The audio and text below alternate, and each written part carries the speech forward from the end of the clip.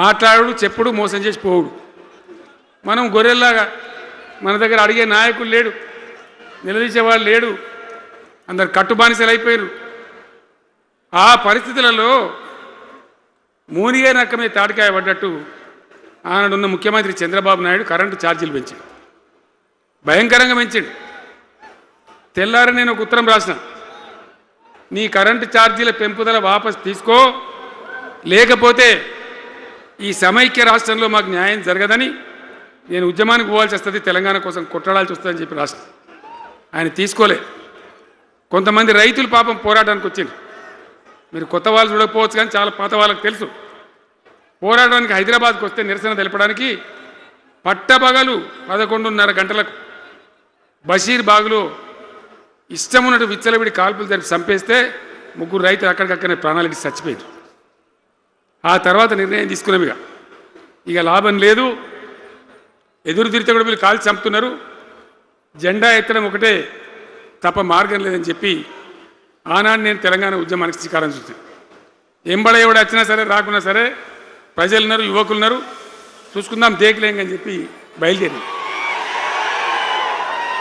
బయలుదేరితే ఎక్కిరిచుడు, ఏ వీడు పక్క పేదవాడు కేసీఆర్ గారు ఎవడో బొడి చేసి చంపేస్తాం అని ఒకడు మాట్లాడు, ఇది మగల పుట్టింది పుబ్బల పోతుంది ఇంకోడు మాట్లాడు, యాడికెళ్ళైతే హైదరాబాద్ తెలంగాణ వీడు దుకాణం పెట్టినది ఇంకోడు అనడు, నానా రకాలుగా అవమానపరిచేటువంటి మాటలు మాట్లాడు.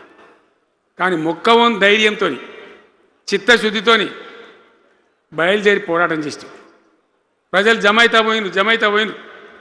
మీ అందరికి తెలుసు, ఇదే జగిత్యాలకు నేను ఎన్నోసార్లు వచ్చిన, కోరుట్లకు ఎన్నోసార్లు వచ్చిన, చొప్పదండికి ఎన్నోసార్లు వచ్చినా తిరగని ఊరే లేదు, తిరగని మండలాలు లేవు. అట్లా పక్షిలాగా మొత్తం తెలంగాణ తిరిగి విశ్వ ప్రయత్నం చేస్తే ఒక పెద్ద ఉద్యమ కెరటం తయారైన తర్వాత మేము కూడా తయారుపై మేము ఇస్తాం తెలంగాణ అని కాంగ్రెస్ పార్టీ మొదలుపెడితే సరే మంచి మాటగా ఎవడైతే ఇస్తే ఎవడైతే కావాలి తెలంగాణ ఎవరితేంది అనే పద్ధతితో కాంగ్రెస్తో జట్టు కట్టినాం, గెలిచినాం. అమాంతంగా నేను తెలంగాణ లేవట్టుకపోయి ఢిల్లీలో పెట్టాం.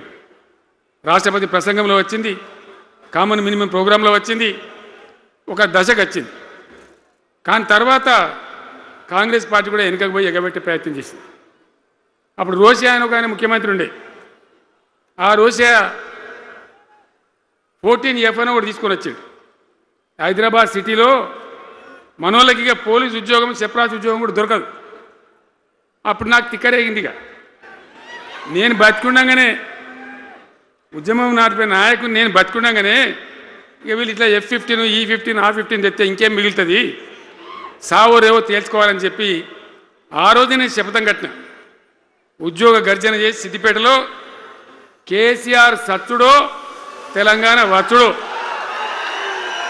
ఈ తల్లి ఆందకనే మంచిగా దేకలేంగా అని చెప్పి ఆ శపథం చేసి ఆనాడు ఆమరణ నిరాదీక్షకు బయలుదేరినాం.